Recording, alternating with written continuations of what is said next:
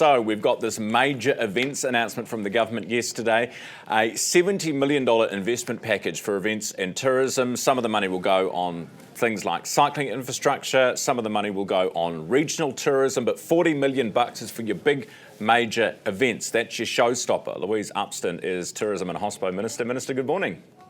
Good morning, Ryan. So why this and not the America's Cup? Well, what we want to do is make sure that we are spreading the benefit around New Zealand. We do know that the south of New Zealand is doing well in terms of recovery. If you look at Canterbury and Queenstown, Auckland and Wellington are a little bit further behind. So we do know that tourism is a really immediate way in terms of providing economic benefit, and that's why we've put this investment into major events. So that's your $10 million regional tourism fund you're talking about?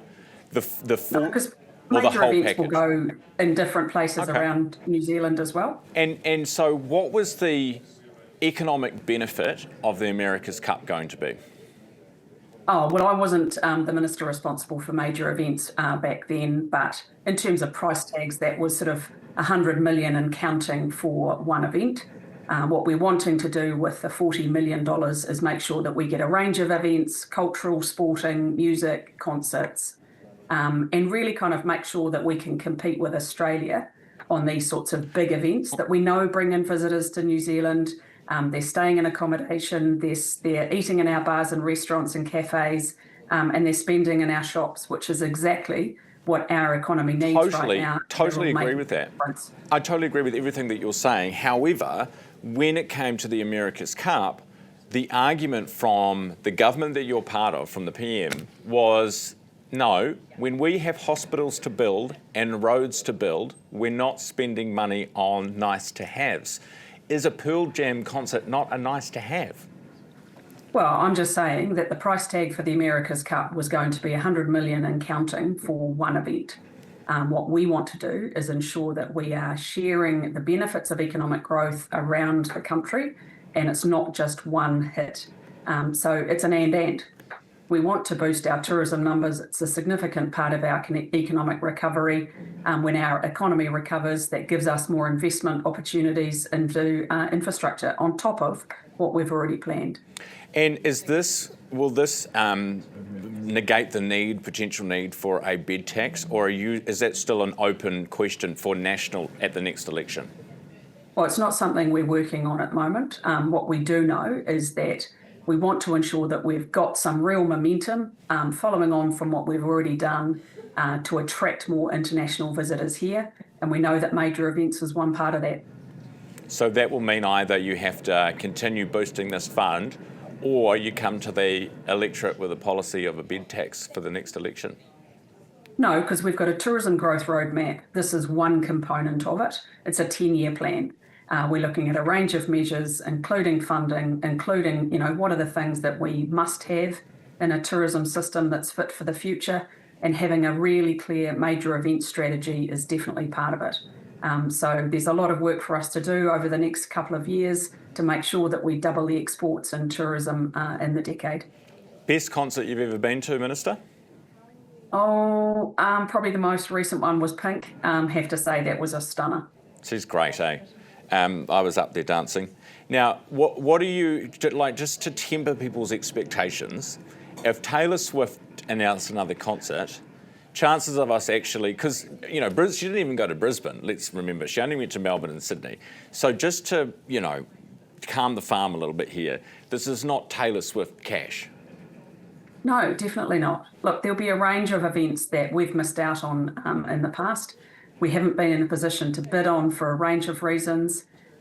Look, we want to ensure that we have more flexibility to be able to attract events. Incentivising them is one, removing regulatory burdens is another. So there's a range of things we want to look at. We want to be far more flexible and actually be far more competitive than we've been in the past.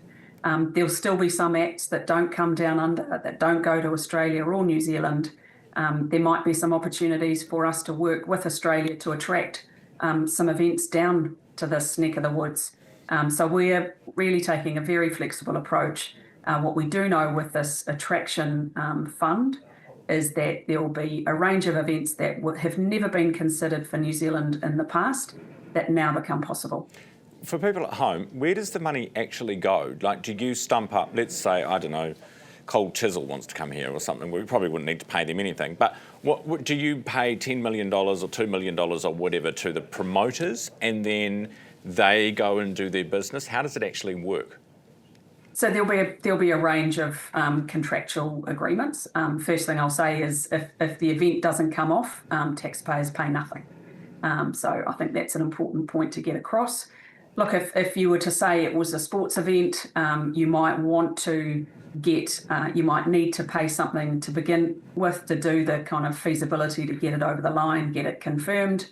There might be logistical costs that are higher to get the event to New Zealand, which of course will be part of the fee that we might then need to charge or cover to get them here. So whether it's a sporting event, whether it's a festival, whether it's a concert, we do know that the distance to New Zealand can be a challenge, and we just want the flexibility to be able to put something extra on the table to convince those artists to say yes and to bring their event to New Zealand. Okay, and does the government need to do its own cost-benefit analyses on each of these projects, or can they bring their own to you and you'll accept them? No, we absolutely have to provide some due diligence.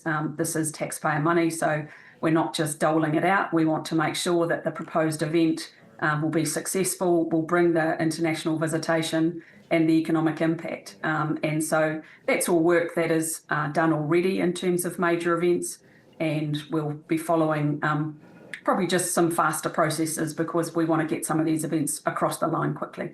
All right. Minister, appreciate your time this morning. Thanks so much for being with me.